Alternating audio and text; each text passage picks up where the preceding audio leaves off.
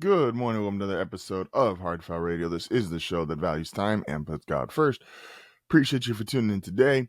Let's get started. And there's, of course, only one thing we can start with, and that is the Micah Parsons trade going from the Dallas Cowboys to the Green Bay Packers. There's a lot here, man.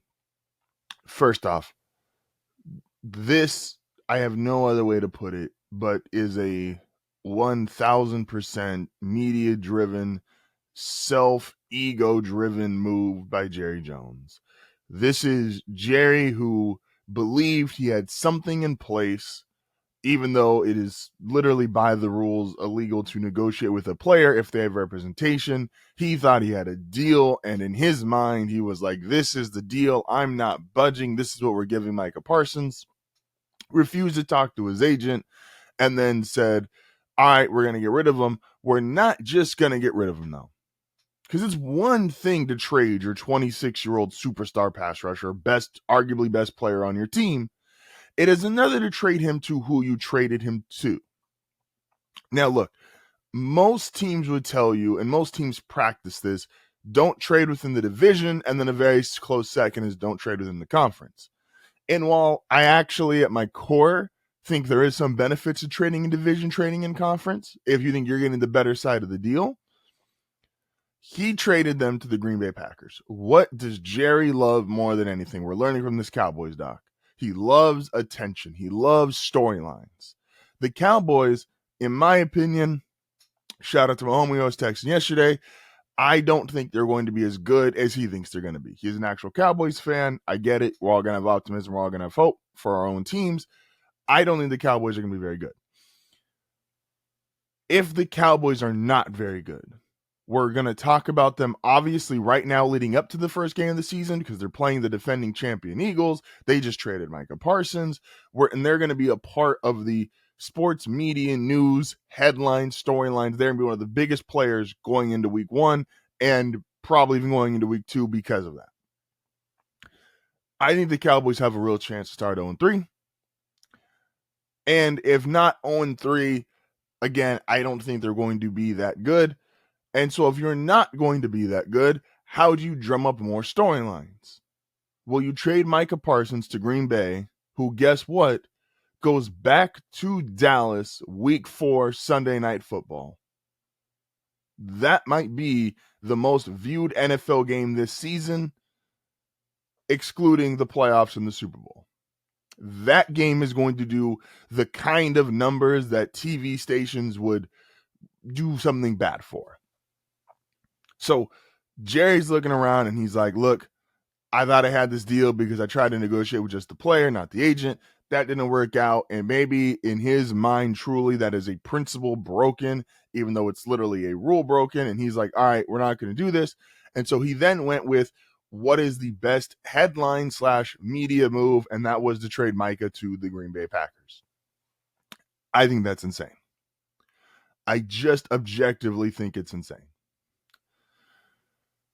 And I feel bad for Dallas fans. You lose Luka, you now lost Micah. And Jerry was asked yesterday, what does a guy have to do to get paid? And his response was, ask Dak, the highest paid man in the NFL. You know what the problem with that is, Jerry? There's one quarterback. You could have multiple receivers, multiple pass rushers, and you can pay these guys. Cincinnati, even though we disagree with it, just paid both of the receivers. Pittsburgh, who I think is going to come to a resolution with Cam Hayward, can pay Cam Hayward, TJ Watt, multiple guys on their defense, multiple pass rushers. You can pay multiple guys in your secondary. You only got one quarterback. So are we saying the rule in Dallas is you have to be the quarterback to get paid? It's so insane to me, again. And it's not like you got some huge overhaul of a package, because then you could always justify it, right? If you trade, this happens in the NBA all the time.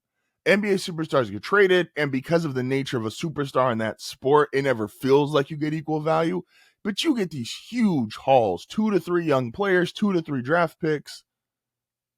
He got 2 first-round picks and a 29-year-old defensive tackle who's coming off his worst year as a pro. Still a good player, but coming off his worst year as a pro. You didn't get some. I talked yesterday when I was talking to Will and Tony. I was like, did he just watch episode 3 of his doc again and go, oh, well, yeah, the Herschel Walker trade? You got 5 players, which turned into 5 picks for Herschel Walker. You did not get that for Micah Parsons. And I'm not saying, and at that time, like, Micah was Herschel. Like, these young, generational talent level athletes. You got 5 for Herschel Walker. And the NFL is different. I don't think you would have gotten 5 first-round picks or 5 draft picks for Micah Parsons. I don't. But 2 when a player? The Jets got more for Jamal Adams. Jalen Ramsey went for 2. Like, you have to get more. And I'll close out this part before you get to the Packers side of it. Again, I do think there is a little bit of Jerry he loves the headlines, he loves the stories, he loves his ego, and not just rewatching, but having just probably recently filmed some of these parts in the documentary when, admittedly, Jerry used to have a real fastball. Jerry used to be a legitimate, those 3 Super Bowls in 4 years, that's not a fluke. The free agent moves that he made, not a fluke. The decisions he made as president, not a fluke. And he's kind of sitting there and he's reminiscing, and then he sees it on Netflix to do the red carpet a little less than a month ago. He's like, you know, man, I'm pretty good at this. And it just feels ego-driven, and it's why Cowboys fans, I don't blame them. There is this feeling of, we've all seen franchises that when ownership's not correct, or your general manager, your coaching, the guys in management, when it's not good and doesn't feel like it will be solved until you move on from them. And the problem with the Dallas Cowboys is it is unfortunately impossible to move on from them until we all know.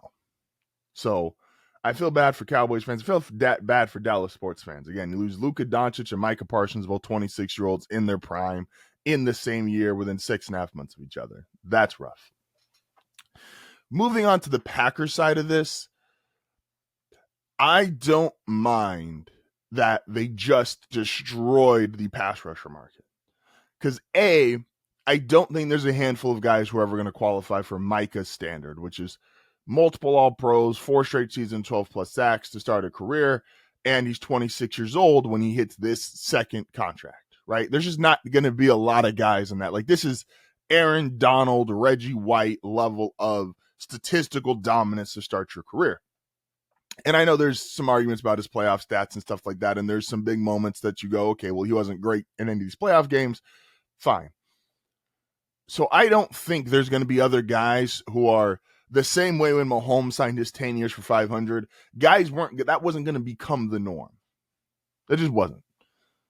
Micah, I don't think this 47 is now going to be, the next pass rusher is going to get 47.1. I don't. It's a unique situation for him because of what he's accomplished and the age that he's at.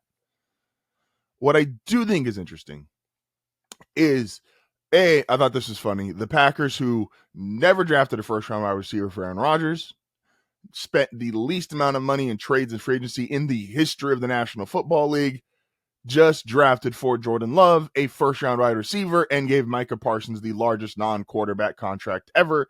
And he actually, this year, Micah is going to make more money than Patrick Mahomes. You can do this, though, if you're the Packers. Because here's the reality of teams that are really good and for sustained success. Yes, you need to have the right coach. I believe they absolutely have the right coach. You need to have the right quarterback. I'm not as high on Jordan Love as others, but Jordan Love is a good quarterback.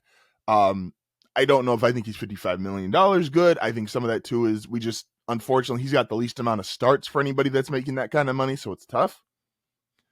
But you also to have sustained success because, yes, the salary cap is moving up, but player contracts are also, again, when you smash through by $6 million plus the highest paid for that position group or that positional player, your cap gets really tight really fast, And you're only going to be able to afford 3, max 4 guys like that. This was going to be the Cowboys thing. If the Cowboys paid Micah, they would have had Dak, CD, Trayvon Diggs making good money, and then Mike obviously would be making great money. And then everybody else, you have to find through the draft. But that's why I'm okay with Green Bay doing this, because Green Bay historically has always been a great drafting team. This is why they don't spend a lot of money in free agency. This is why they don't make a lot of trades, because you have to be able to draft and have, for lack of a better term, cheap labor for certain parts of your team. Because the other reality of the NFL, and we're talking about this a bit more next week too, is age doesn't matter as much as people think it does in the NFL. Yes, it matters for contracts. Micah getting this amount of money because he's 26 versus Trey Hendrickson, what he was trying to do because he's 30, that does make a difference. But most guys only are really great for the very beginning of their career and that first big contract, and then majority of guys, and that's not even a lot of guys make that, but the guys that do, the majority of them are no longer that player post their first contract. Like, there is no guarantee Mike at 30 is going to be the same player we feel about as Mike at 26. Might still be great. I don't know. Maybe he's going to be one of those all-time guys. But normally why it works is if you pay Mike all this money, you pay Jordan Love all this money, then in 3 or 4 years, you need to make sure you're drafting well so that your team can fill in the other holes. And then those guys can get paid. You get your handful of those. So if you can, and now this is the problem with Dallas. Dallas was not drafting well. Dallas was not.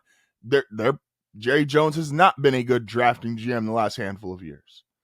But with Green Bay, always have drafted well, continue to draft well. They have a bunch of really good, good players. They now have, which was my issue with them, they now have a truly great player. So we start giving our full predictions next week about who's going to finish where. This absolutely matters.